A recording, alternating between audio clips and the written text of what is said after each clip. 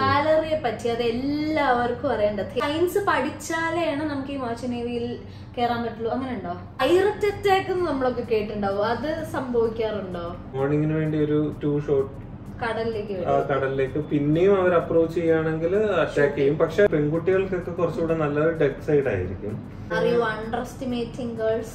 How safe is merchant navy? Merchant navy അപ്പൊ സുഖമാണല്ലോ. Video കോളിൽ ഇമ്പോസിബിൾ. ഞാൻ ദേശാടിന്റെ സെയിലിന് പോയി കഴിഞ്ഞാൽ ചിലപ്പോ 40 ദിവസത്തിന് ശേഷം ഒരു സെയിലിന് ശേഷമൊക്കെ ആയിരിക്കും ഞങ്ങൾ വീഡിയോ കോൾ. അതും നല്ലൊരു ഇതാണ്. ഞാൻ പലപ്പോഴും ആലോചിക്കാറുണ്ടായിരുന്നു. കാരണം എക്സാംസ് കുറവാണ്, പ്രൊമോഷൻ കുറച്ചുകൂടെ ഫാസ്റ്റ് ആണ്. നീന്തൽ അറിയണമെന്ന് നിർബന്ധമുണ്ടോ? അതെല്ലാം ക്ലീൻ ചെയ്ത് മുഖത്തും കരി ദേഹത്തും കരി. അതുപോലെ സ്കാമുകൾ നടക്കുന്നുണ്ട്. പല ഏജൻസും ജോലി തരാമെന്നും പറഞ്ഞ് പറ്റിക്കുന്നുണ്ട്. അന്ന് ഫസ്റ്റ് ഡേ എനിക്ക് മനസ്സിലായി എന്താണ് കാര്യങ്ങൾ. Hello everybody, welcome back to my channel. എല്ലാവർക്കും സുഖല്ലേ? ഞങ്ങൾ അടിപൊളിയായിട്ട് ഇരിക്കുന്നു. പതിവ് വീഡിയോ രീതിയിൽ നിന്ന് കുറച്ച് ഡിഫറെന്റ് ആയിട്ടുള്ള ഒരു വീഡിയോ ആയിരിക്കും ഇന്ന്. കുറച്ചൊരു ഇൻഫോർമേറ്റീവ് വീഡിയോ ആണ്. ഞങ്ങളുടെ യൂഷ്വൽ ചളികളും എന്താ പറയാ അലമ്പുകളൊന്നും ഇല്ല. ഒരു ഇൻഫോർമേറ്റീവ് വീഡിയോ ആയിട്ടാണ് വന്നിരിക്കുന്നത്. ഒരുപാട് പേര് ഞാൻ ഇൻസ്റ്റഗ്രാമില് ഒരു Q&A സെഷൻ ഇട്ടപ്പോൾ ചോദിച്ച ഒരു ചോദ്യമാണ് എബൌട്ട് തേജേട്ടന്റെ ജോലി. തേജേട്ടൻ എന്താണ് ചെയ്യുന്നത്? നിങ്ങൾക്ക് അറിയുന്നുണ്ടാവും മർച്ചന്റ് നേവിയിലാണെന്നുള്ളത്. എന്നാലും എങ്ങനെയാണ്, എന്ത് പഠിച്ചിട്ടാണ് ആ ജോലി കിട്ടിയത്, പിന്നെ ജോലിയുടെ സാധ്യതകൾ, ഓപ്പർച്യൂണിറ്റീസ്, സാലറി പാക്കേജ്, അവരുടെ ലൈഫ് സ്റ്റൈൽ, അങ്ങനെ ഒരുപാട് ഡൗട്ട്സ് ഉണ്ട്. അപ്പോൾ ബോയ്സ് ആണ് ഏറ്റവും കൂടുതൽ എൻക്വയറി ചെയ്തത്. പക്ഷെ ഇപ്രാവശ്യം ഗേൾസും ഒരുപാട് പേര് എനിക്കും തേജേട്ടന് മെസ്സേജ് അയച്ചിരുന്നു ജോലിയുടെ കാര്യം ചോദിച്ചു. അപ്പോൾ നമ്മൾ വിചാരിച്ചു എല്ലാവർക്കും വേണ്ടിയിട്ടൊരു വീഡിയോ ചെയ്യാം. സോ ഇത് കൂടുതലും തേജേട്ടന്റെ എക്സ്പീരിയൻസിൽ നിന്നും തേജേട്ടൻ എന്ത് ചെയ്തു എന്നുള്ളതുമായിരിക്കും ഷെയർ ചെയ്യുന്നുണ്ടാവുക. നമുക്ക് വീഡിയോയിലേക്ക് കിടക്കാം. ഞാൻ ആസ് ഒരു കോമണർ എന്നുള്ള രീതിയിൽ ഞാൻ എന്റെ ഡൗട്ടുകൾ ചോദിക്കാം. അപ്പൊ എനിക്ക് കുറച്ചുകൂടി ക്ലിയർ ആയിരിക്കും. ആദ്യം തന്നെ തേജേട്ടൻ എന്താണ് പഠിച്ചത്? +1 +2 സയൻസ് ആയിരുന്നു, കോമേഴ്സ് ആയിരുന്നു, ഏത് ഫീൽഡ് ആയിരുന്നു? ബയോളജി, സയൻസ് ആയിരുന്നു. സോ സയൻസ് പഠിച്ചാലാണ് നമുക്ക് ഈ മർച്ചന്റ് നേവിയിൽ കേറാൻ പറ്റുള്ളൂ. അങ്ങനെ ഉണ്ടോ? നമ്മള് PCM എന്ന് പറയുന്നില്ല, ഫിസിക്സ്, കെമിസ്ട്രി, മാത്തമാറ്റിക്സ്, ഈ 3 സബ്ജക്റ്റിന് മിനിമം ഇൻസ്റ്റിറ്റ്യൂട്ട് അനുസരിച്ച് വേരി ചെയ്യും. 70% അല്ലെങ്കിൽ മിനിമം 65% വേണം. പിന്നെ അതേപോലെ ഇംഗ്ലീഷ് ഒരു സബ്ജക്റ്റ് ആയിട്ട് പഠിച്ചിരിക്കണം. അതിനും മിനിമം 60% ആണ് പലയിടത്തും മിനിമം ആയിട്ട് വെച്ചേക്കുന്നത് അഡ്മിഷന് വേണ്ടി. സയൻസ് എടുത്തു. അത് കഴിഞ്ഞിട്ട് ഡിഗ്രി എന്താ ചെയ്തത്? അത് കഴിഞ്ഞിട്ട് ഞാൻ മെക്കാനിക്കൽ എഞ്ചിനീയറിംഗ് ചെയ്തു. എവിടെ ചെയ്തത്? പത്തനംതിട്ട മുസ്ലിയാർ കോളേജിൽ mechanical engineer. So mechanical engineering കഴിഞ്ഞ ഉടനെ മർച്ചന്റ് നേവി പോകാൻ പറ്റുമോ? ഇല്ല. മെക്കാനിക്കൽ എഞ്ചിനീയറിംഗ് കഴിഞ്ഞിട്ട് നമ്മൾ ഷിപ്പിലേക്ക് കയറണമെന്നുണ്ടെങ്കിൽ നമ്മൾ GME എന്ന് പറഞ്ഞ ഒരു കോഴ്സ് ചെയ്യണം. നമ്മൾ ആക്ച്വലി മറൈൻ എഞ്ചിനീയറിംഗ് പഠിച്ചിട്ടാണ് കയറുന്നത് ഷിപ്പിലേക്ക് ഡയറക്റ്റ് കയറാൻ വേണ്ടി. അപ്പൊ അതെ. അപ്പൊ മെക്കാനിക്കൽ എഞ്ചിനീയറിംഗ് ചെയ്തവർക്ക് ഷിപ്പിലേക്ക് കയറണമെന്നുണ്ടെങ്കിൽ നമ്മൾ GME ചെയ്യണം.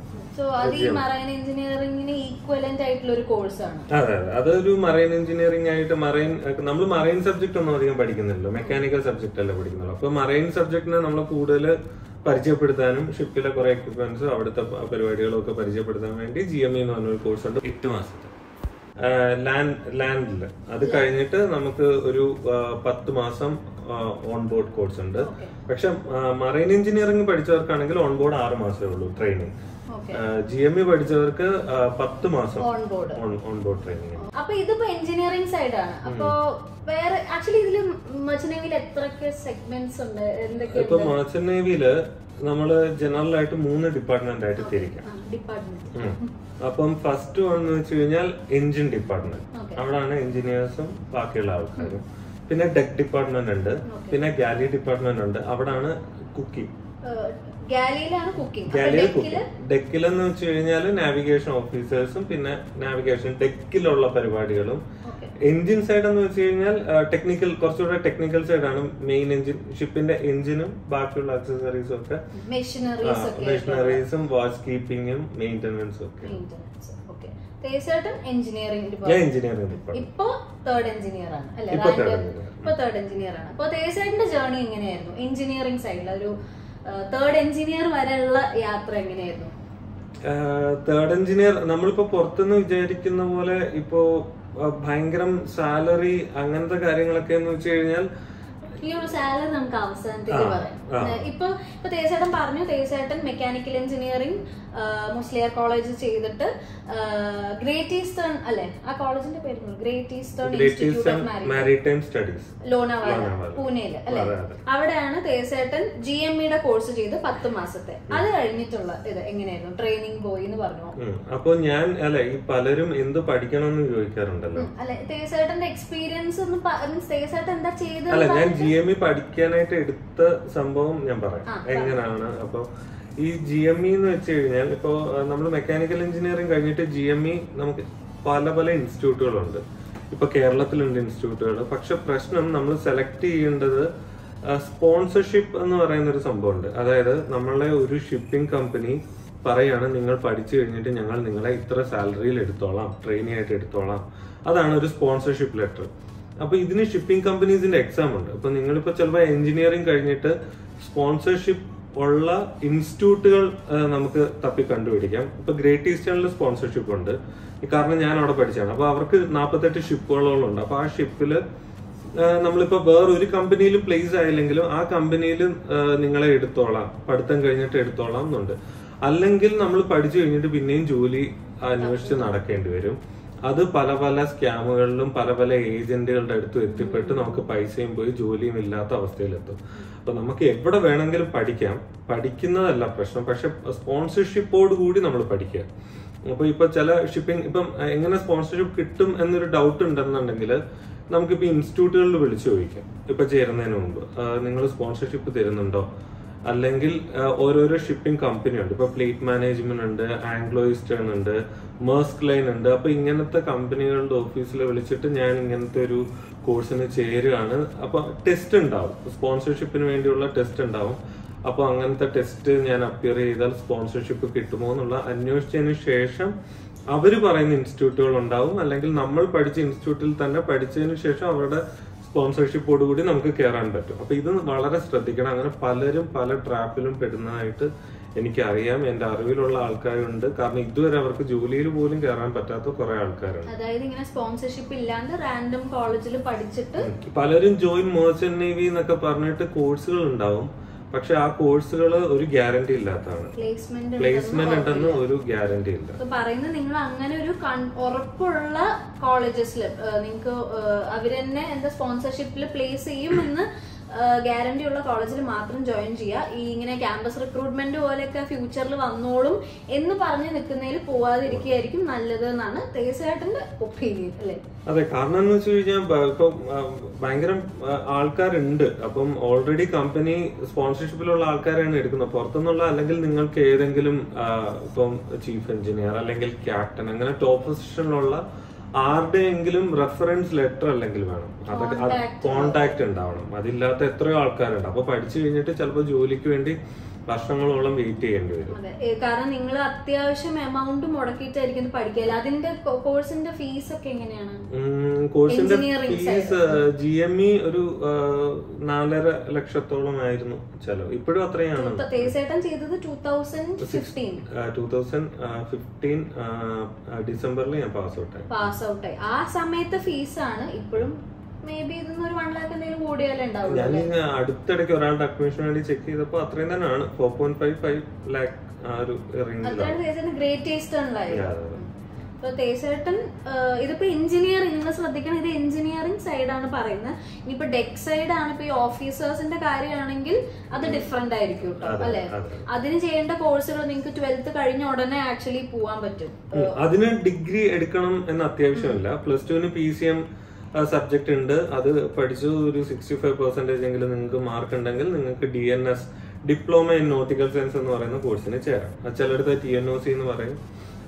അല്ലെങ്കിൽ DNSന് നിങ്ങൾക്ക് ചേരാം. അപ്പം ഇത് കുറച്ചുകൂടെ, അല്ലെങ്കിൽ BSc നോട്ടിക്കൽ സയൻസ് എടുത്തിട്ട് നിങ്ങൾക്ക് കയറാം. അപ്പൊ ഇതിനും നമ്മൾ ഈ മറൈൻ എഞ്ചിനീയറിംഗും മെക്കാനിക്കൽ എഞ്ചിനീയറിംഗും പഠിച്ചിട്ട് കയറുന്ന പോലെ ഡിഫറൻസ് ഉണ്ട് ട്രെയിനിങ് പീരീഡിൽ. എനിക്ക് തോന്നുന്നു DNS പഠിച്ചിട്ട് കയറുന്നവർക്ക് 18 മാസം, ഡെക്ക് കേഡറ്റുകളുടെ കാര്യമാണ് ഞാൻ പറയുന്നത്. DNS പഠിച്ച് കയറുന്നവർക്ക് 18 മാസം ട്രെയിനിങ് ഉണ്ട്. പിന്നെ BSc നോട്ടിക്കൽ സയൻസ് ആണെങ്കിൽ 12 മാസമേ ഉള്ളൂ അവർക്ക് ട്രെയിനിങ്. അങ്ങനത്തെ നിങ്ങൾക്ക് ഇപ്പൊ 12th കഴിഞ്ഞ ഉടനെ നിങ്ങൾക്ക് ജോലി ഇമ്പോർട്ടന്റ് ആണെങ്കിൽ നിങ്ങൾക്ക് അങ്ങനെയും കയറാം. അല്ല നിങ്ങൾക്ക് ഒരു ഡിഗ്രി കയ്യിൽ DNS 1 year കോഴ്സ് ആണെന്ന് തോന്നുന്നു. 1 year കോഴ്സേ ഉള്ളൂ. അത് കഴിഞ്ഞിട്ട് നിങ്ങൾക്ക് ഉടനെ ഷിപ്പിൽ കേഡറ്റ് ആയിട്ട് കയറാം. ഡിഗ്രി വേണമെന്ന് നിർബന്ധമുള്ളവർക്ക് BSc നോട്ടിക്കൽ സയൻസ്. ഞാനീ പറയുന്ന എല്ലാം ഒരു ഓഫീസർ പോസ്റ്റിലേക്ക് കയറുന്ന ഇതാണ്. വേറെ അല്ലാതെ വേറെ ഇഷ്ടം പോലെ ഉണ്ട്. ഓർഡിനറി സീമൻ ആയിട്ടുണ്ട്, അവർക്ക് 10th ക്വാളിഫിക്കേഷൻ മതി. പ്രൊമോഷനൊക്കെ കുറച്ച് അവർക്ക് ഓഫീസറായിട്ട് കയറാൻ കുറെ കടമ്പകളുണ്ട്. പിന്നെ അതേപോലെ എന്താ ഇപ്പോ എഞ്ചിൻ സൈഡിലാണെങ്കിൽ ഫിറ്റർ ആയിട്ടുണ്ട്, വെൽഡിങ് അങ്ങനത്തെ കാര്യങ്ങളൊക്കെ. അതൊക്കെ ഫിറ്റേഴ്സും അങ്ങനത്തെ ആൾക്കാരും, വൈപ്പേഴ്സ് ഉണ്ട്, ഫിറ്റേഴ്സ് ഉണ്ട്. അപ്പൊ അതൊക്കെ വേറെ. ഞാൻ ഈ ഓഫീസർ റാങ്കിലേക്ക് കയറുന്ന കാര്യം മാത്രമാണ് ഇപ്പൊ പറയുന്നത്. അപ്പൊ തീർച്ചയായിട്ടും അങ്ങനെ ഗ്രേറ്റ് ഈസ്റ്റേണില് GME ചെയ്തു. അങ്ങനെ ട്രെയിനിങ് എത്ര മാസമായിരുന്നു ഷിപ്പില്? 10 മാസം. 10 മാസം ട്രെയിനിങ് ഉണ്ടായിരുന്നു. അത് കഴിഞ്ഞിട്ട് എന്താണ് ചെയ്തത്? നമുക്ക് 10 മാസം ട്രെയിനിങ് ഉണ്ട്. ഷിപ്പിലെ ട്രെയിനിങ് കഴിഞ്ഞിട്ട് നമ്മള് DLP എന്ന് പറഞ്ഞ ഡിസ്റ്റൻസ് ലേണിംഗ് പ്രോഗ്രാം എന്ന് പറഞ്ഞിട്ട് നമുക്കൊരു ബുക്ക് ഉണ്ടാവും. അത് കംപ്ലീറ്റ് ചെയ്യണം. അത് കംപ്ലീറ്റ് ചെയ്ത് കമ്പനിയിൽ കാണിച്ച് നമുക്ക് സി സർവീസ് ലെറ്റർ തരും. ഇത് കഴിഞ്ഞിട്ട് നമ്മൾ കുറച്ച് പോസ്റ്റ് കോഴ്സസ് ഒക്കെ ഉണ്ട്, STCW കോഴ്സസ് എന്ന് പറയും. അതായത് ഷിപ്പിൽ പോകുന്നതിന്റെ ബേസിക് ആയിട്ടുള്ള കുറച്ച് കോഴ്സസ് അഡ്വാൻസ് ലെവലിൽ ചെയ്ത് കഴിഞ്ഞിട്ട് 4th എഞ്ചിനീയറിന്റെ എക്സാം ഉണ്ട്. 4th എഞ്ചിനീയറിന്റെ എക്സാം ആണ് ബേസിക്കലി നിങ്ങൾ ട്രെയിനിയിൽ നിന്നും ഒരു ജൂനിയർ ഓഫീസറിലേക്ക് കടക്കുന്നു. ഒരു കേഡറ്റ് എന്ന പൊസിഷനിൽ നിന്നും ഓഫീസറിലേക്ക് കടക്കുന്നു. അപ്പൊ ഈ 4th എഞ്ചിനീയറിന്റെ എക്സാം ആണ് കുറച്ച് ഒരു കടമ്പ ഈ ലെവലില്. കാരണം എക്സാം നമ്മൾ വിചാരിക്കുന്ന പോലെ അത്ര എളുപ്പമല്ല. എന്റെ സമയത്ത് കുറച്ചുകൂടി എളുപ്പമായിരുന്നു, കാരണം റിട്ടേൺ എന്ന ഒബ്ജക്റ്റീവ് ആയിരുന്നു. ഇപ്പം റിട്ടേൺസ് എന്ന് വെച്ചാൽ കുറച്ചുകൂടെ ഡിസ്ക്രിപ്റ്റീവ് ആണ്. അപ്പൊ കുറച്ചുകൂടെ റിട്ടേൺസും ഉണ്ട്, 4 ഓറൽസും ഉണ്ട്. 6 റിട്ടേണും 4 ഓറൽസും ഉണ്ട്. എഞ്ചിനീയേഴ്സ് ആവാൻ പ്ലാൻ ചെയ്യുന്നവർ നന്നായിരുന്നു പഠിക്കാൻ. അതായത് എനിക്ക് തോന്നുന്നു ഒരു കുറച്ചധികം വർഷം പഠിക്കാൻ റെഡി ആയിക്കോളൂ. കാരണം 4th എഞ്ചിനീയർ മാത്രമല്ല, 3rd-നും 2nd-നും ചീഫിനും ഒക്കെ പരീക്ഷകൾ ഞാൻ 2nd എഞ്ചിനീയറിന്റെ എക്സാം കൊടുത്തോണ്ടിരിക്കുകയാണ്. സോ അത്യാവശ്യം പഠിക്കാൻ വില്ലിംഗ് ആയിട്ടുള്ള ആൾക്കാർ ഇതിലേക്ക് പോവായിരിക്കും നല്ല. കാരണം എനിക്ക് എക്സ്പീരിയൻസ് ഇല്ല, പക്ഷെ ഞാൻ ഇവിടെ ഒരാളെ കഷ്ടപ്പെടുന്ന കാണുന്നുണ്ട്. നമ്മള് പഠിക്കാൻ അങ്ങനെ ബൈപ്പാസ് ഒന്നുമില്ല, കുത്തിയിരുന്ന് പഠിക്കാൻ തന്നെ വേണം. ഒരു നന്നായിട്ട് പേടിക്കാൻ പോലും പറ്റില്ല. നമ്മള് നോർമൽ കോളേജ് എക്സാമ്പിൾ പോലെ അല്ല ഇത്. സെൻട്രൽ ഗവൺമെന്റിന്റെ അണ്ടറിൽ വരുന്ന ആയതുകൊണ്ട് നമ്മൾ എന്തെങ്കിലും മാനിപ്പുലേഷൻ ഒക്കെ കാണിച്ചു കഴിഞ്ഞാൽ ഭയങ്കരമായിട്ടുള്ള എക്സാം എഴുതാൻ പറ്റില്ല അല്ലേ? കുറച്ച് നാളത്തേക്ക് ഡിവാർ ചെയ്യാൻ തോന്നുന്നു. എനിക്ക് അങ്ങനത്തെ ആൾക്കാരെ പരിചയമില്ല. പിന്നെ ചോദ്യം ചോദിക്കുന്ന ആൾക്കാരുടെ അടുത്ത് വളരെ ഡിസിപ്ലിൻ ആയിട്ട് നമ്മൾ നിൽക്കണം. അവരുടെ അടുത്തും അങ്ങനൊന്നും തിരിച്ചെതിരഭിപ്രായം ഒന്നും പറയാൻ പാടില്ല. അങ്ങനൊക്കെ കുറെ കാര്യങ്ങളുണ്ട്. പിന്നെ ഒരു 4th എഞ്ചിനീയർ ടൈം വരെ ഇപ്പൊ ട്രെയിനിങ് ഒക്കെ വളരെ സ്ട്രിക്റ്റ് ആയിരിക്കും. ഒരു മിലിറ്ററി അങ്ങനത്തെ ഒരു ട്രെയിനിങ് പോലെ ആയിരുന്നു എനിക്കൊക്കെ.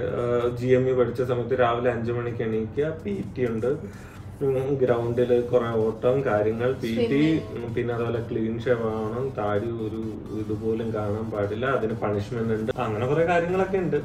അപ്പോ അതാണ് ഒരു കുറച്ച് സ്ട്രിക്റ്റ് ആയിട്ടുള്ള കാര്യങ്ങളാണ് ഇതിനകത്ത് വരുന്നത് GME കോഴ്സ് ഒക്കെ. അപ്പൊ അങ്ങനെ തീർച്ചയായിട്ടും 4th എഞ്ചിനീയറിന്റെ എക്സാം ക്ലിയർ ചെയ്ത് എത്ര മാസം സെയിൽ ചെയ്തതിന് ശേഷമാണ് അടുത്തൊരു പ്രൊമോഷനിലേക്ക് കടന്നത്? നമ്മൾ 4th എഞ്ചിനീയർ കഴിഞ്ഞിട്ട് 12 മാസം എക്സ്പീരിയൻസ് മതി നമുക്ക് 2nd എഞ്ചിനീയറിന്റെ എക്സാം എഴുതാനായിട്ട്. 12 മാസം സെയിൽ ചെയ്യണം. 12 മാസം സെയിൽ ചെയ്യണം. 4th ആയിട്ട് 12 മാസം സെയിൽ ചെയ്യുമ്പോൾ നമുക്ക് 2nd എഞ്ചിനീയർ എക്സാം ആണ്. അപ്പൊ 3rd-ന് നമുക്ക് പരീക്ഷയൊന്നുമില്ല. 3rd-ന് പരീക്ഷയില്ല. 3rd എന്ന് വെച്ച് കഴിഞ്ഞാൽ 3rd എഞ്ചിനീയർ പൊസിഷൻ എന്ന് വെച്ച് കഴിഞ്ഞാൽ അത് ജസ്റ്റ് ഒരു പ്രൊമോഷൻ ആണ്. Note the point. So 3rd എഞ്ചിനീയറിന് പരീക്ഷയില്ല, അതൊരു ജസ്റ്റ് പ്രൊമോഷൻ പോലെ എന്തൊക്കെ പേപ്പർ ഒക്കെ ക്ലിയർ ചെയ്താൽ മതി അല്ലേ? 3rd എഞ്ചിനീയർ ചില അത് കമ്പനി ടു കമ്പനി വേരി. ചിലതിനകത്ത് നമ്മളുടെ പെർഫോമൻസ് അനുസരിച്ച് നമ്മള് ചീഫ് എഞ്ചിനീയേഴ്സിന്റെ റെക്കമെൻഡേഷൻ ഒക്കെ വെച്ചിട്ട് നമുക്ക് 3rd എഞ്ചിനീയർ എനിക്ക് മറ്റേ ഇത് ഒരു കമ്പനിയുടെ ഒരു ചെറിയൊരു ഫോമാറ്റ് ഉണ്ട്. അവര് തരുന്ന കുറച്ച് ടാസ്ക് ഒക്കെ ഉണ്ട് എഴുതാനും ഒക്കെ ഉള്ള. അത് ഫില്ല് ചെയ്ത് കൊടുക്കുക, ചീഫ് എഞ്ചിനീയർ ക്യാപ്റ്റൻ സൈൻ വാങ്ങിക്കുക, അങ്ങനെ നമുക്ക് 3rd എഞ്ചിനീയർ പ്രൊമോഷൻ കിട്ടും. പക്ഷെ 2nd എഞ്ചിനീയർ ആയിട്ട് കിട്ടണമെന്നുണ്ടെങ്കിൽ എക്സാം വേണം. ഓക്കെ. അപ്പൊ അങ്ങനെ തീർച്ചയായിട്ടും 12 മന്ത്സ് 4th എഞ്ചിനീയർ ആയി സെയിൽ ചെയ്ത എക്സ്പീരിയൻസ് ഉള്ളതുകൊണ്ട് തന്നെ ഇപ്പൊ 2nd എഞ്ചിനീയറിന്റെ കോഴ്സ് ഓൾറെഡി കോഴ്സും ചെയ്യണ്ടേ? 2nd എഞ്ചിനീയർ എക്സാമിന് മുമ്പ് ഒരു 4 months പ്രിപ്പറേറ്ററി കോഴ്സ് ഉണ്ട്. അത് പിന്നെ സെയിലിന് ചെയ്യുന്ന എല്ലാവർക്കും ഒരുവിധം അറിയാം എന്തൊക്കെ 2nd എഞ്ചിനീയർ ചെയ്യണം. അറിയാത്തവർക്ക് ജസ്റ്റ് ഒരു എന്തൊക്കെ നിങ്ങൾ നേരിടാൻ വേണ്ടി മാനസികമായി തയ്യാറെടുക്കണം എന്നുള്ളതുകൊണ്ട് ഈ പ്രിപ്പറേറ്ററി കോഴ്സ് ഉണ്ട്. പിന്നെ അതിന് ഇടയ്ക്കൊക്കെ നമ്മൾ ചെയ്യുന്ന കുറെ STCW കോഴ്സസ് ഉണ്ട്. ഇപ്പൊ ഫയർ ഫൈറ്റിംഗ് ബേസ് അങ്ങനത്തെ ഒക്കെ കുറെ കാര്യങ്ങളൊക്കെ ഉണ്ട്. അപ്പൊ അതിന് അതായത് ഇപ്പൊ മെയിൻ എക്സാംസ് എന്ന് പറയുന്നത് നിങ്ങൾക്ക് 4th എഞ്ചിനീയറിന്റെ എക്സാം, 2nd എഞ്ചിനീയറിന്റെ എക്സാം ആൻഡ് ചീഫ് എഞ്ചിനീയർ. ഇത് കൂടാതെ നിങ്ങൾക്ക് ഇടയിൽ ഇങ്ങനെ ഓരോ കോഴ്സസ് ഉണ്ടാവും, ഒരു 1 വീക്കിന്റെയും 5 ഡേയ്സിന്റെ ഒക്കെ ആയിട്ട്. അത് പക്ഷെ അത്ര കോംപ്ലിക്കേറ്റഡ് അല്ല, ജസ്റ്റ് അറ്റൻഡ് ചെയ്താൽ മതി. പക്ഷെ ഇതാണ് മേജർ കടമ്പകൾ കടക്കേണ്ടത് അല്ലെ. ഇപ്പൊ തീർച്ചയായിട്ടും 2nd എഞ്ചിനീയറിന്റെ എക്സാമിന് വേണ്ടിയിട്ടാണ് പൊരുതിക്കൊണ്ടിരിക്കുന്നത്. വിചാരിക്കുന്ന പോലെയല്ല, അത്യാവശ്യം നല്ല രീതിയിൽ ടഫാണ്. സോ നിങ്ങൾ അതിന് പ്രിപ്പയർഡ് ആയിരിക്കണം പഠിക്കാനായിട്ട്. അത് കഴിഞ്ഞാൽ 2nd എഞ്ചിനീയർ കഴിഞ്ഞ എങ്ങനെ ചീഫിലേക്കുള്ള ഒരു ചീഫിലേക്കുള്ള പ്രൊമോഷനും ഇതേപോലെ എക്സാംസ് ആണ്. അത് അധികം അങ്ങനെ കോംപ്ലിക്കേറ്റഡ് അല്ല എന്നാണ് എന്റെ ഒരു അറിവ്. കുറച്ചുകൂടെ സിമ്പിൾ ആണ്. സോ 4th and 2nd ആണ് കുറച്ച് കോംപ്ലിക്കേറ്റഡ് ആയി വരുന്നത്. അല്ല, I mean number of subject കുറവായിരിക്കും ചീഫ് എഞ്ചിനീയർ എക്സാമിന്. എനിക്ക് തോന്നുന്നു നേരത്തെ തേസേട്ടന് 4th എഞ്ചിനീയറിന് ഒബ്ജക്റ്റീവ് ക്വസ്റ്റ്യൻസ് ആയിരുന്നു തേസേട്ടൻ ചെയ്ത സമയത്ത്. ഇപ്പൊ ഡിസ്ക്രിപ്റ്റീവ് 4th എഞ്ചിനീയറിന്റെ എക്സാം കുറച്ചുകൂടെ ഞാൻ ചെയ്ത സമയത്തേക്കാളും കുറച്ചുകൂടെ ടഫാണ്. കാരണം റിട്ടേൺസ് ഉണ്ട്. ഇപ്പൊ 6 സബ്ജക്ട്സിന്റെ റിട്ടേൺസ് ഉണ്ട്. പിന്നെ 4 സബ്ജക്ട് ഓറൽ ഉണ്ട്. അങ്ങനെയാണ് വരുന്നത്. അങ്ങനെ ചീഫ് വരെ നമുക്ക് എത്താൻ പറ്റും. ഇപ്പൊ തൽക്കാലം തേസേട്ടന് rank is 3rd engineer and preparing for the 2nd engineer promotion അല്ലേ. അങ്ങനെയാണ് പോയിക്കൊണ്ടിരിക്കുന്നത്. ഓക്കെ, അപ്പൊ ഈ നിങ്ങളുടെ ഡ്യൂട്ടീസ് എങ്ങനെ ഡിഫറെന്റ് ആണ് from deck and engineering department? നമ്മളുടെ കുറച്ചുകൂടെ എന്താ പറയാ, ഇപ്പോ അത്ര ക്ലീൻ ആയിട്ടുള്ള ജോലി എന്നൊന്നും പറയാൻ പറ്റില്ല. ലക്ഷറി ഒന്നുമല്ല. ഈ യൂണിഫോം നമ്മൾ കാണുന്ന അങ്ങനത്തെ സംഭവങ്ങളൊന്നും അല്ല. യൂണിഫോം ഇട്ട് എപ്പോഴും നടക്കുക, തൊപ്പി വെച്ച് നടക്കുക, അതൊന്നുമല്ല. അപ്പൊ ഈ ഇപ്പൊ എഞ്ചിൻ സൈഡിലെന്ന് വെച്ച് കഴിഞ്ഞാൽ കണ്ടിന്യൂസ് ആയിട്ട് റൺ ചെയ്തുകൊണ്ടിരിക്കുന്ന മെഷീനറിയാണ്. ഇതെപ്പോ വേണേലും ബ്രേക്ക് ഡൗൺ ആവാം, ഇതിന് എന്ത് വേണമെങ്കിലും പ്രശ്നം ഉണ്ടാവും. നമുക്ക് point A to point B cargo എത്തിക്കുക എന്നുള്ളതാണ് നമ്മളുടെ ഒരു. അപ്പോ ഇപ്പോ അതിപ്പം നമ്മൾ റിസോൾവ് ചെയ്യാനായിട്ട് എത്ര സമയം എടുക്കുന്നോ അത്രയും സമയം നമ്മൾ വർക്കാണ്. അവിടെ നമുക്ക് ഇത്രയും സമയം റെസ്റ്റ് വേണം, റെസ്റ്റ് അവേഴ്സ് ഒക്കെ ഉണ്ട് പക്ഷെ നമുക്ക് പലപ്പോഴും അതൊന്നും ഷിപ്പ് അനുസരിച്ചിരിക്കും. ഷിപ്പ് നല്ല പണിയുള്ള പഴയ ഷിപ്പൊക്കെ ആണെങ്കിൽ നിങ്ങളുടെ പണിയും തീരും. ഷിപ്പ് നല്ല പുതിയ ഷിപ്പാണ്, നല്ല മെഷീനറീസ് ആണെങ്കിൽ നിങ്ങൾക്ക് കുറച്ച് അല്ലെ റിലാക്സിങ് ടൈം കിട്ടും. ഇപ്പൊ ഡെക്ക് സൈഡിലും എഞ്ചിൻ സൈഡിലും ജോലികളുണ്ട്. ചിലപ്പോ എനിക്കിപ്പോ ഞാൻ സെയിൽ ചെയ്ത പല ഷിപ്പിലും എനിക്ക് ഇപ്പൊ എഞ്ചിൻ സൈഡിൽ നല്ല കുറച്ച് കംഫർട്ടായിട്ട് ഡെക്ക് സൈഡിൽ പണി കൂടുതലായിട്ടുള്ള ഷിപ്പുകളുണ്ട്. നമുക്ക് അങ്ങനെ പറയാൻ പറ്റില്ല. പക്ഷെ എഞ്ചിൻ സൈഡില് ഇപ്പൊ ഞാൻ ഇപ്പൊ പറയുകയാണെങ്കിൽ പെൺകുട്ടികൾക്കൊക്കെ കുറച്ചുകൂടെ നല്ലൊരു ഡെക്ക് സൈഡ് ആയിരിക്കും. കാരണം എഞ്ചിൻ സൈഡിലെന്ന് വെച്ചാൽ അല്ല, ഞാൻ അങ്ങനെ പറയല്ല ഒരിക്കലും. കാരണം കുറച്ചുകൂടെ ഫിസിക്കലി ചലഞ്ചിങ് ആയിട്ടുള്ള കുറെ കാര്യങ്ങളുണ്ട്. പിന്നെ എന്താ പറയാ, കൊറേ ഇല്ല പറഞ്ഞ പോലെ നമ്മള് എഞ്ചിന്റെ അകത്തേക്ക് നൂഴിന് കയറുക, ദേഹത്തൊക്കെ കരിയും, അങ്ങനത്തെ കുറെ കാര്യങ്ങളും. ചൂട് നന്നായിട്ടുണ്ട്. എഞ്ചിൻ റൂം ഭയങ്കര ചൂടാണ് തേച്ചേട്ടാ. പ്രത്യേകിച്ച് നമ്മള് ചൂട് രാജ്യങ്ങളിലും കൂടിയാ പോണെന്ന് വെച്ചാൽ പിന്നെ തീരുമാനമായി. അപ്പൊ അങ്ങനത്തെ കുറെ കാര്യങ്ങൾ. അപ്പൊ ഞാൻ കംഫോർട്ട് ലെവൽ അവർക്ക് ചെയ്യാൻ പറ്റായികയെന്നൊന്നുമില്ല. എന്റെ കൂടെ സെയിൽ ചെയ്ത ഗേൾസ് ഉണ്ട്. ഞാൻ ചെയ്യാൻ പറ്റായികയെന്നല്ല ഞാൻ പറയുന്നത്. അവർക്ക് എഞ്ചിൻ പക്ഷെ കുറച്ചുകൂടെ ടഫ് ആയിരിക്കും. നാവിഗേഷൻ ആയിരിക്കും, ഡെക്ക് സൈഡ് ആയിരിക്കും കുറച്ചുകൂടെ. അപ്പൊ ഗേൾസ് ഇപ്പൊ അത്രയും വില്ലിംഗ് ആയിട്ട് എന്താ പറയാ മാനസികപരമായി നിങ്ങൾ അത്രയും ഹെവി ജോലി എടുക്കാൻ വില്ലിംഗ് ആയവർക്ക് കുഴപ്പമില്ല. അല്ലാതെ അല്ല, എന്റെ അടുത്ത് കുറെ പേര് ചോദിക്കുന്നുണ്ട്. ഇപ്പൊ എനിക്ക് ഇൻസ്റ്റാഗ്രാമിൽ മെസ്സേജ് വരുന്നുണ്ട്, ഗേൾസിന് ഇതൊക്കെ എടുക്കാൻ പറ്റുമോ? എടുക്കണം, ബുദ്ധിമുട്ടൊന്നുമില്ല, എടുക്കുന്നോണ്ട് കുഴപ്പമൊന്നുമില്ല. പ്രിപ്പയർഡ് ആയിരിക്കണം മെന്റലി ആൻഡ് ഫിസിക്കലി രണ്ട് രീതിയിലും. ഇനി സാലറിയെ പറ്റി അത് എല്ലാവർക്കും അറിയേണ്ട. തേജസ് ഏട്ടന്റെ സാലറി എത്ര? അല്ലെങ്കിൽ ഒരു മെർച്ചന്റ് നേവി എഞ്ചിനീയറിന് അല്ലെങ്കിൽ ഒരു ഓഫീസറിന് ക്യാപ്റ്റന് കിട്ടുന്ന ശമ്പളം എത്രയാണ്? പലർക്കും ഭയങ്കര ധാരണയുണ്ട്, ഭയങ്കര സാലറിയാണ്, ലക്ഷങ്ങൾ കോടികൾ എന്നൊക്കെ. എന്താണ് അതിന്റെ സത്യാവസ്ഥ? ഇപ്പൊ നമ്മള് പണ്ടത്തെ സമയത്ത് മെർച്ചന്റ് നേവിയിലെ സാലറി എന്ന് വെച്ച് കഴിഞ്ഞാൽ നമ്മുടെ ഇവിടുത്തെ സാലറി വെച്ച് നോക്കുമ്പോൾ വളരെ കൂടുതലായിരുന്നു. അതിൽ നിന്നും കാര്യമായിട്ടുള്ള വ്യത്യാസമൊന്നും ഇപ്പൊ ഉണ്ടായിട്ടില്ല. പക്ഷെ എങ്കിലും താരതമ്യേന കുഴപ്പമില്ലാത്ത സാലറിയാണ് മർച്ചന്റ് നേവിയില്. നമുക്ക് ഏറ്റവും ലോവർ ഇതെന്ന് തുടങ്ങാം. അതായത് നിങ്ങൾ ട്രെയിനിങ് സമയത്ത് എങ്ങനെയാണ് ഫോർ ആൻ എഞ്ചിനീയറിംഗ് ആൻഡ് ഇപ്പൊ നിങ്ങള് ഞാൻ പറഞ്ഞ പോലെ ഇപ്പൊ ഡെക് സൈഡിലാണെങ്കിൽ നിങ്ങൾ ഇപ്പോ ഇത് DNS കഴിഞ്ഞിട്ട് കയറുന്നു, അതായത് പിന്നെ അതേപോലെ എഞ്ചിൻ സൈഡിൽ GME കഴിഞ്ഞിട്ട് കയറുന്നു, നിങ്ങളൊരു കേഡറ്റ് ആയിട്ട് കയറുന്നു. ഡെക് കേഡറ്റ് ആവാം, എഞ്ചിൻ കേഡറ്റ് ആവാം. അപ്പോൾ നിങ്ങളുടെ ഒരു സാലറി അറൌണ്ട് 25,000 to 40,000 ട്രെയിനിങ്ങിന്റെ സമയത്ത്. ഒരു കമ്പനി ഞാൻ പറഞ്ഞല്ലോ, ഓരോ കമ്പനി അനുസരിച്ച് അത് വ്യത്യാസം വരാം, ടൈപ്പ് ഓഫ് ഷിപ്പ് അനുസരിച്ച് വ്യത്യാസം വരാം. എങ്കിലും മിനിമം 25,000 തൊട്ട് 40,000-45,000 രൂപ വരെ, ചിലയിടത്ത് 50,000 കൊടുക്കുന്നുണ്ട്. അത്രയും ഇതുണ്ട്. പിന്നെ അത് കഴിഞ്ഞിട്ട് നിങ്ങൾ എക്സാം ഒക്കെ എഴുതി ഒരു 4th എഞ്ചിനീയർ, അതേപോലെ തന്നെ ഇക്വലന്റ് ആയിട്ടുള്ള ഡെക്കിൽ ഇതാണ് തേർഡ് ഓഫീസർ ആയിട്ട് കയറുകയാണെങ്കിൽ നിങ്ങൾക്ക് കിട്ടുന്ന സാലറി എന്ന് വെച്ച് കഴിഞ്ഞാൽ ഒരു 80,000 തൊട്ട് സ്റ്റാർട്ട് ചെയ്യാം ടു 4 lakh വരെ പോവാം. 4 lakh ഒക്കെ എനിക്ക് റെയർ ആയിട്ടേ കിട്ടുള്ളൂ അല്ലേ? 4 lakh എന്ന് വെച്ച് കഴിഞ്ഞാൽ നമ്മള് ഇന്ത്യൻ മണിയിൽ പറയുമ്പോഴാണ്, ഡോളേഴ്സിൽ ആണ് അവര് തരുന്നത്. ഗ്യാസ് കാരിയർ ഒരു നോർമൽ ഒരു ആവറേജ് നിങ്ങൾ പറയുകയാണെങ്കിൽ ഒരു 2.5. പിന്നെ ഇത് ഈ പറഞ്ഞ പോലെ ഈ ഷിപ്സിന് പല തരം ഉണ്ട് കേട്ടോ. ദേശേട്ടം 3 ബൾക്ക് കാരിയർ ആണ്, അങ്ങനെ ഗ്യാസ്, ഓയിൽ അല്ലെ, എന്തൊക്കെയാ, ടാങ്കറോ, ഇപ്പം ബൾക്ക് കാരിയേഴ്സ് ഉണ്ട്, കണ്ടെയ്നേഴ്സ് ഉണ്ട്, അതിലാണ് ഞാൻ സെയിൽ ചെയ്യുന്നത്. പിന്നെ ഓയിൽ ടാങ്കേഴ്സ് ഉണ്ട്, കെമിക്കൽ ടാങ്കേഴ്സ് ഉണ്ട്, പിന്നെ ഗ്യാസ് കാരിയേഴ്സ് ഉണ്ട്. അപ്പൊ ഈ ഗ്യാസ് കാരിയറിലൊക്കെ പോകുമ്പോൾ സാലറി ഇപ്പം ഭയങ്കരമായിട്ട് ഹൈക്ക് ആവും. അപ്പൊ ഗ്യാസ് കാരിയറിലൊക്കെ പിന്നെ അതേപോലെ തേർഡ് എഞ്ചിനീയർ ആയിട്ട് നെക്സ്റ്റ് പ്രൊമോഷൻ വരുമ്പോ അതിന് ഇക്വലന്റ് ആയിട്ടുള്ള ഇതാണ് സെക്കൻഡ് ഓഫീസർ. അപ്പൊ അവിടെ ഒരു 2.5 തൊട്ട് ഒരു 5.5 വരെ സാലറി റേഞ്ച് ഉണ്ട് ഷിപ്പ് അനുസരിച്ച്. മിനിമം ഒരു 3 lakh കിട്ടും. Second engineer and chief officer ആയിട്ട് വരുമ്പോഴത്തേക്കും ഒരു 6.5 to 10-11 lakhs വരെ പോകണം. പിന്നെ അത് കഴിഞ്ഞിട്ട് chief engineer, captain, chief engineer പുതിയതാണെങ്കിൽ 8 lakh അല്ലെങ്കിൽ 7.5-8 lakhs to 12-14.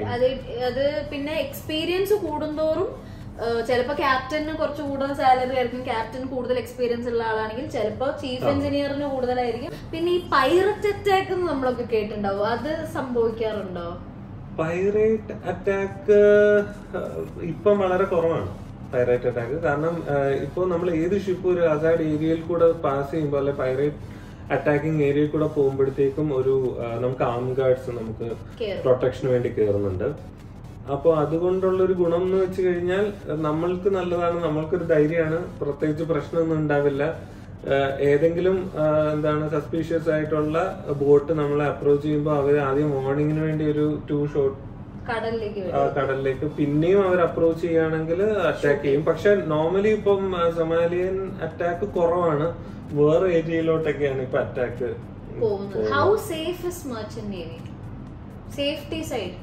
സേഫ്റ്റി സൈഡ് എന്ന് വെച്ച് കഴിഞ്ഞപ്പോ റോഡിൽ കൂടെ പോയാലും നമ്മള് വണ്ടി ഇടിക്കാൻ അങ്ങനെ ആക്സിഡന്റ്സ് വളരെ കുറവാണ്. ഞാൻ കണ്ടിടത്തോളം ആക്സിഡന്റ്സ് നമ്മൾ ശ്രദ്ധിച്ച് എപ്പോഴും സേഫ്റ്റി ഇമ്പോർട്ടന്റ് ആണ്.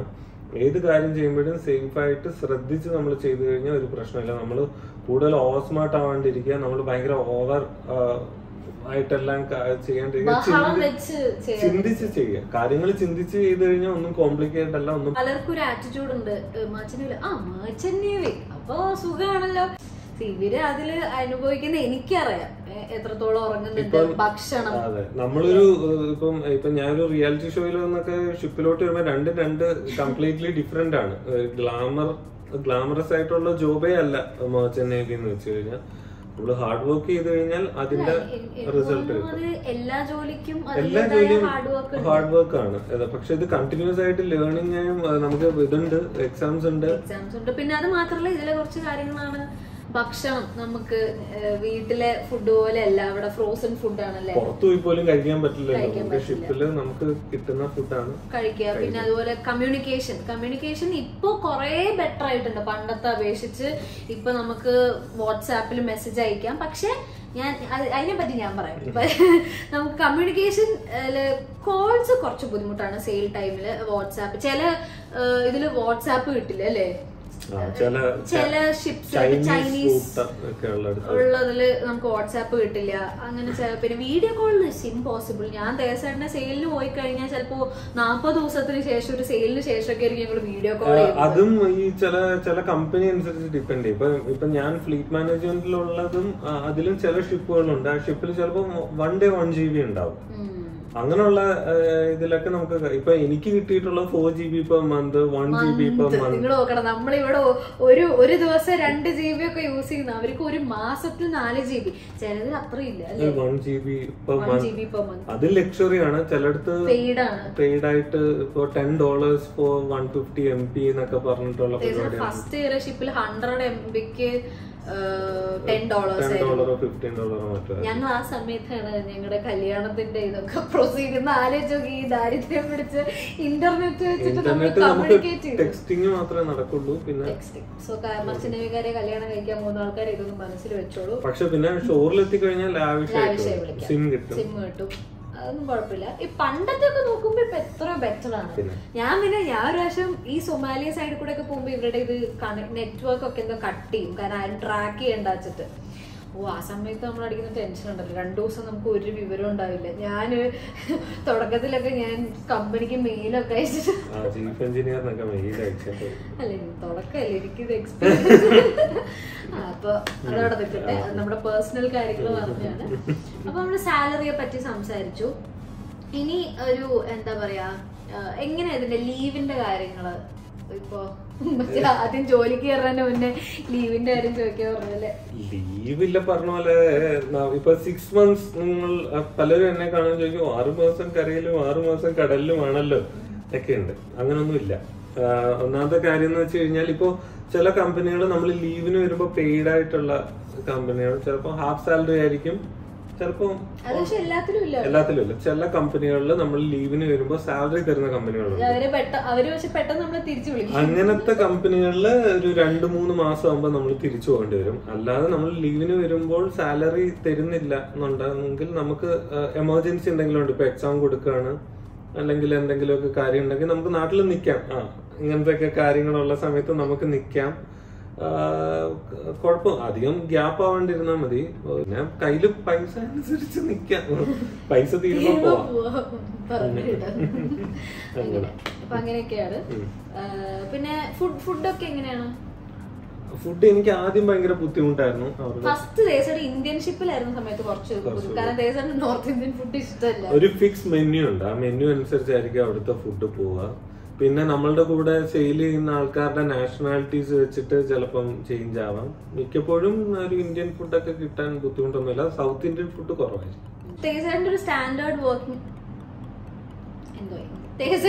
സ്റ്റാൻഡേർഡ് വർക്കിംഗ് ടൈം എത്രയാണ്? യൂഷ്വലി വാച്ച് ഒന്നും ഇല്ലാത്ത സമയം, യൂഷ്വലി ഒരു സമയം എന്ന് വെച്ച് കഴിഞ്ഞാൽ ഇപ്പം എഞ്ചിനീയേഴ്സ് ആണെങ്കിലും ഓഫീസേഴ്സ് ആണെങ്കിലും ഡ്യൂട്ടി ഉണ്ടാവും. ഇപ്പൊ എനിക്ക് ഡ്യൂട്ടി ഉള്ള സമയമാണെങ്കിൽ ഒരു 7 to 5, 5:30, 6 7 AM to ഈവനിങ് 6 വരെയാണ്. പിന്നെ നൈറ്റിലൊരു UMS റൗണ്ട് പോലെ ഒരു റൗണ്ട് ഉണ്ടാവും. ഒരു ഡോക്ടർമാരെ പോലെ നമ്മുടെ രോഗികളാണല്ലോ അപ്പൊ 9 to 10 റൗണ്ട് ഉണ്ടാവും. പിന്നെ രാത്രി അലാം വന്നാൽ പിന്നെ എണീറ്റ് പോകണം. അങ്ങനെ ഒരു സംഭവം. പക്ഷെ ഈ അലാം വന്ന് എണീറ്റ് പോലും ടെക് ഓഫീസേഴ്സിന് ഇല്ല തോന്നുന്നു അല്ലേ? ഇല്ല, അവർക്ക് വാച്ചാണ് നോർമലി ഒരു 8 to 12. പിന്നെ ഓവർ ടൈം ഉണ്ട്. അങ്ങനത്തെ ഒരു ഫിക്സഡ് റൂട്ടീൻ. സോ ഇതൊക്കെയാണ് ഒരു നമ്മൾ ഏകദേശം പോയിന്റ്സ് ഒക്കെ കവർ ചെയ്തു. പിന്നെ വേറെ ഇതല്ലാണ്ട് ഒരു പോസ്റ്റ് കൂടെ ഇലക്ട്രിക്കൽ ഓഫീസേഴ്സിന്റെ ഉണ്ട്. ഇലക്ട്രിക്കൽ ഓഫീസർ അത് പലപ്പോഴും സെപ്പറേറ്റ് ആണ്. അത് എന്ന് വെച്ച് കഴിഞ്ഞാല് എഞ്ചിനീയറിംഗ് പണ്ട് ഡിപ്ലോമ മതിയായിരുന്നു. ഇപ്പൊ ഇലക്ട്രിക്കൽ അല്ലെങ്കിൽ ഇലക്ട്രോണിക്സ് എഞ്ചിനീയറിംഗ് കഴിഞ്ഞിട്ട് അവർക്ക് ETOയുടെ ഒരു കോഴ്സ് ഉണ്ട്. ആ കോഴ്സ് ചെയ്താൽ മതി. അത് നല്ലൊരു ഇതാണ്. ഞാൻ പലപ്പോഴും ആലോചിക്കാറുണ്ടായിരുന്നു. കാരണം എക്സാംസ് കുറവാണ്, പ്രൊമോഷൻ കുറച്ചുകൂടെ ഫാസ്റ്റ് ആണ്. പിന്നെ സാലറി ഒരു ലിമിറ്റ് ഉണ്ട്, അതിനപ്പുറം പോകില്ല. ഒരു മിനിമം ടു മാക്സിമം എത്ര പറയാം? മാക്സിമം 6 വരെ പോവാം. ഞാൻ കണ്ടിട്ടുള്ള 6 വരെ പോകുന്ന ആൾക്കാർ എക്സ്പീരിയൻസ് ഉള്ളവരായിരിക്കും അല്ലേ 6 ഒക്കെ കിട്ടുന്നത്. മേ ബി ഒരു 2-3 ഒക്കെ സ്റ്റാൻഡേർഡ് ആയി കിട്ടുന്നുണ്ടാവൂല്ലേ? അപ്പൊ അങ്ങനെ സ്കോപ്പ് ഉണ്ട് കേട്ടോ. അപ്പൊ ഇലക്ട്രിക്കൽ ഇലക്ട്രോണിക് എഞ്ചിനീയറിംഗ് പഠിച്ചവർക്ക് അങ്ങനെ ഒരു സാധ്യത ഉണ്ട് ഇതില്. പിന്നെ നീന്തൽ അറിയണമെന്ന് നിർബന്ധമുണ്ടോ? നീന്തൽ അറിയണമെന്ന് നിർബന്ധമൊന്നുമില്ല. എന്ന് വെച്ച് കഴിഞ്ഞാല് ഇപ്പോ നമുക്ക് ഒരു PSCRB എന്ന് പറയുന്ന കോഴ്സസ് ഒക്കെ ഉണ്ടാവും. അതായത് നമ്മൾ ലൈഫ് ജാക്കറ്റ് ഇട്ടിട്ട് ഒരു പർട്ടിക്കുലർ ഹൈറ്റിൽ നിന്ന് ചാടുക. അപ്പൊ ചാടുക, നമ്മൾ പൊങ്ങിക്ക് ഒരു എന്നിട്ട് അത് നമുക്കൊരു ലൈഫ് റാഫ്റ്റിലേക്ക് കയറുക. അങ്ങനത്തെ ബേസിക് ആയിട്ടുള്ള കാര്യങ്ങൾ മാത്രം നമ്മൾ പഠിച്ചാൽ മതി. അതെ ഞാനൊരു കോമണർ എന്നുള്ള രീതിയിലാണ് അങ്ങനെ. അപ്പൊ അതിനകത്ത് അത്ര വലിയ നിങ്ങൾ സ്വിമ്മിങ് ഉണ്ടെങ്കിൽ നല്ലത്, ഇല്ലെങ്കിലും കുഴപ്പമില്ല. അങ്ങനൊന്നും ഉണ്ടാവാറില്ല. ഇപ്പം സീ സിക്നസ് എനിക്കിപ്പം അത്രയും റഫ് ആണെങ്കിൽ, ഇപ്പൊ ഭയങ്കരമായിട്ട് റഫ് ആയിട്ടുള്ള സീ ആണ്, ഭയങ്കരമായിട്ട് ഷിപ്പ് റോളിങ് ചെയ്യുന്നുണ്ട് അല്ലെങ്കിൽ പിച്ചിങ് ഉണ്ട് എന്ന് വെച്ചാൽ ഇങ്ങനെ ആടി ഇങ്ങനെയൊക്കെ പോകുന്ന സമയത്ത് നമുക്ക് ചിലപ്പോ ചെറുതായിട്ടൊരു തോന്നും. അല്ലാണ്ട് ഞാൻ ഡിപ്പെൻഡ് ചെയ്യും. അതിന് സീ സിക്നസ് ടാബ്ലറ്റ് ഒക്കെ ഉണ്ട്. പിന്നെ എത്ര സീ സിക്നസ് ആണെങ്കിലും ഡ്യൂട്ടിക്ക് നമ്മൾ പോകണം. ചെറിയ അളവുകളൊക്കെ കിട്ടും. അങ്ങനെ പെട്ടെന്ന് ഒരു പനിയാണ്, അപ്പൊ നിങ്ങൾക്ക് ഓഫ് ഒക്കെ എടുക്കാൻ പറ്റുമോ?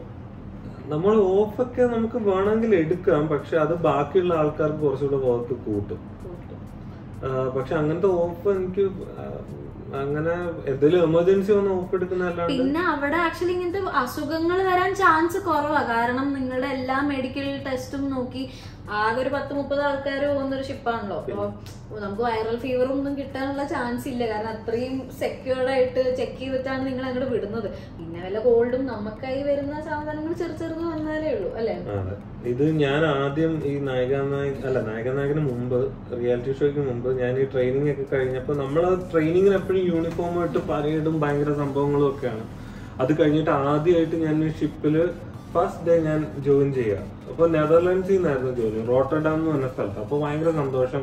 റോട്ടർഡാം അത് ഭയങ്കര ജാക്കറ്റ് ഒക്കെ ഇട്ട് പോയി. അങ്ങനെ ഷിപ്പിൽ ജോയിൻ ചെയ്ത സമയത്ത് ഞാൻ ട്രെയിനി ആയിട്ട് കയറല്ലേ. അപ്പൊ നമ്മൾ എഞ്ചിനീയറിംഗ് ഒക്കെ പഠിച്ചു വരുവാണ് മറ്റേ മറിച്ച് എന്നൊക്കെ പറഞ്ഞ് ജാടയ്ക്ക് ചെന്നപ്പോഴത്തേക്കും ഷിപ്പിന്റെ മെയിൻ എഞ്ചിന്റെ അണ്ടർ പിസ്റ്റൺ എന്ന് പറയുന്ന സംഭവമുണ്ട്. ഫുള്ളി കത്തുന്ന സാധനങ്ങളൊക്കെ വന്ന് ഇങ്ങനെ അടിഞ്ഞ അത് ക്ലീൻ ചെയ്യാണ്. അപ്പൊ എന്റെ അടുത്ത് എന്തൊക്കെ ചട്ടിയും കോലും ഒക്കെ തന്നിട്ട് വന്ന് അത് പോയി ക്ലീൻ ചെയ്യാൻ പറഞ്ഞു. ഞാൻ പുതിയ വെള്ളമായിട്ടുള്ള ബൂലർ സ്യൂട്ടും ഒക്കെ ആയിട്ട് ചെന്നിട്ട് അതെല്ലാം ക്ലീൻ ചെയ്ത് മുഖത്തും കരി ദേഹത്തും കരി അങ്ങനെ തിരിച്ചു കയറി. അന്ന് ഫസ്റ്റ് ഡേ എനിക്ക് മനസ്സിലായി എന്താണ് കാര്യങ്ങളെന്ന്.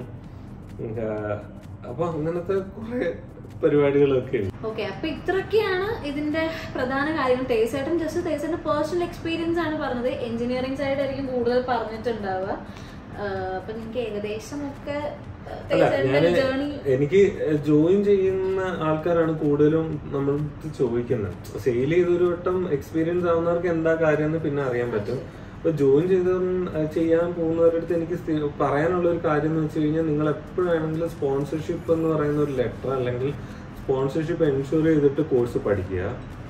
അല്ലാണ്ട് നിങ്ങൾ ആ സമയത്ത് പ്ലേസ്മെന്റ് ആവും എന്നുള്ള ശുഭാപ്തി വിശ്വാസത്തോടെ ഇരുന്നാൽ പലപ്പോഴും ചിലപ്പോൾ കിട്ടാനുള്ള ചാൻസ് കുറവാണ്. ഞാൻ നേരത്തെ പറഞ്ഞ പോലെ സ്കാമുകൾ നടക്കുന്നുണ്ട്. പല ഏജൻസും ജോലി തരാമെന്നും പറഞ്ഞ് പറ്റിക്കുന്നുണ്ട്. അപ്പം വീടാണ്ട് സ്പോൺസർഷിപ്പ് പ്രോപ്പർ ആയിട്ട് കമ്പനിയെ കോണ്ടാക്ട് ചെയ്ത് ഉണ്ടെങ്കിൽ അവരുടെ എക്സാം അപ്പിയർ ചെയ്തിട്ട് പിന്നെ ഇൻസ്റ്റിറ്റ്യൂട്ടിൽ പോയി പഠിക്കുക, അങ്ങനെയൊക്കെ പോവുക. അല്ലാതെ ബ്ലൈൻഡ് ആയിട്ട് ഒരു കോഴ്സും ജോയിൻ മർച്ചന്റ് നേവി എന്ന് പറഞ്ഞ് കണ്ടിട്ട് നിങ്ങൾ പോയി ചേരാണ്ടിരിക്കുക. ഓക്കെ, അപ്പൊ അതായിരുന്നു ഇന്നത്തെ നമ്മുടെ ഡിസ്കഷൻ അല്ലെ. വളരെ സീരിയസ് ആയിട്ടുള്ള ഒരു ഡിസ്കഷൻ ആയിരുന്നു. അപ്പോൾ നിങ്ങൾക്ക് കുറച്ച് പേർക്കെങ്കിലും ഇത് ഉപകാരപ്പെടും എന്ന് വിശ്വസിക്കുന്നു. ഇനി കൂടുതൽ ഡീറ്റെയിൽസ് അറിയണമെങ്കിൽ നിങ്ങൾ കമന്റ് ബോക്സിൽ എന്താണ് നിങ്ങളുടെ ക്വയറി, എന്താണ് നിങ്ങളുടെ ഡൗട്ട് എങ്കിൽ അത് ഇടുക. സോ അത് നമ്മളെല്ലാം കളക്ട് ചെയ്തിട്ട് തേജേട്ടൻ ഒന്നും കൂടി റിസർച്ച് ചെയ്തിട്ട് വേണമെങ്കിൽ ഒരു പ്രിപ്പറേഷനും ഇല്ലാണ്ട് പറഞ്ഞതാണ്. ജസ്റ്റ് ഒരു റാൻഡം കാഷ്വൽ കോൺവെർസേഷനിൽ പറഞ്ഞതാണ്. സോ ഇതിലും നിങ്ങൾക്ക് എന്തെങ്കിലും ഡൗട്ട്സും കാര്യങ്ങളും ഉണ്ടെങ്കിൽ നിങ്ങൾക്ക് കമന്റ് ബോക്സിൽ കമന്റ് ചെയ്യാം. സോ നമ്മളത് സീരിയസ് ആയി കണ്ട് തന്നെ തേജേട്ടൻ ഒന്ന് റിസർച്ച് ചെയ്ത് നിങ്ങൾക്ക് അത് എക്സ്പ്ലെയിൻ ചെയ്ത് തരുന്നതായിരിക്കും. അങ്ങനെ പേടിക്കാനുള്ള കാര്യങ്ങളൊന്നുമില്ല. അങ്ങനെയാണെങ്കിൽ എന്നെ പോലെ ഒരാൾക്ക് ഇവിടെ നിൽക്കാൻ പറ്റില്ല. ഭയങ്കര സെൻസിറ്റീവ് ആയിട്ടുള്ള ഞാനാണ് ഇങ്ങനെ മൂപ്പര് അവിടെ സർവൈവ് ചെയ്യണതല്ല. എനിക്കൊന്നും ഒരിക്കലും പറ്റില്ല കേട്ടോ. കാരണം ഞാനിങ്ങനെ blah blah blah blah blah blah സംസാരിക്കുന്ന ഒരാളല്ലേ. എനിക്കൊന്നും പറ്റില്ല. കാരണം ഈ ദിവസം ഈ 4-5 ആൾക്കാരുടെ മുഖം കണ്ട് എങ്ങനെ ഇരിക്കും അല്ലേ? ഒരേ ആൾക്കാർ ഒരേ റൂട്ടീൻ. മറ്റേ നമ്മളിങ്ങനെ ലൂപ്പിൽ ചില സിനിമയിലൊക്കെ കാണില്ലേ, സ്വപ്നം ഓരോ ലൂപ്പിലൊക്കെ, ആ ഒരു ടൈപ്പ് ഓഫ് ലൈഫ് സ്റ്റൈലാണ്. എനിക്കൊരിക്കലും പറ്റില്ല. പക്ഷെ പറ്റുന്നവർക്ക് വളരെ നല്ലൊരു ജോലി സാധ്യതയാണ്. അപ്പോൾ ഇന്നത്തെ വീഡിയോ ഇവിടെ ഞങ്ങൾ വൈൻഡപ്പ് ചെയ്യുന്നു. എല്ലാവർക്കും ഇഷ്ടപ്പെട്ടു എന്ന് വിശ്വസിക്കുന്നു. നമ്മുടെ അടുത്ത വീഡിയോ കാണുന്നവരെ ടേക്ക് കെയർ, ബൈ.